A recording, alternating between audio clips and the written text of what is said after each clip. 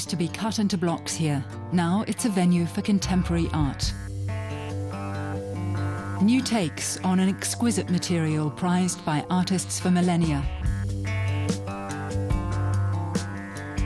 A video installation shows young artists studying the works of Michelangelo, paradigms of harmony and beauty.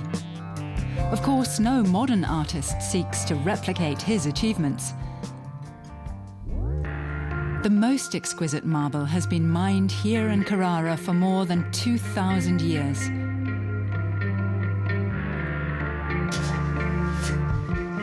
A work of art in this old church is dedicated to the marble miners of long ago. Giorgio Andreotta Calo brought the unhewn block down the mountain. I climbed the mountain to meet, to face the material. It's not easy to work with. It's extremely hard. It resists you. That's what creates the honest relationship, a relationship of equals between you and nature. Unhewn rocks are sculpted at this workshop, which belongs to the company that owns the mines. Franco Barattini is the boss of the mines, the same ones Michelangelo used.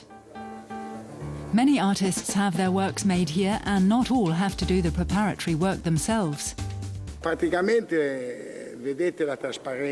You see how transparent it is? That's why Michelangelo came here to Carrara to select his marble. It's important to choose the right block at the quarry. You need a perfect block to create a sculpture, to create a David or a Pietà. It has to be without flaws. If it isn't perfect, it can fracture as you're working, and you might have spent 12, 15, or 20 months working in vain. Barattini selects the blocks to be sculpted in the workshop himself. His craftsmen have worked for some of the artists represented at the Biennale. This derelict shed is where British sculptor Anthony Gormley has chosen to display his marble twins. They were sculpted by a computer-driven machine. This work is materialist. It's about the crystalline structure of marble and not the idealized human form.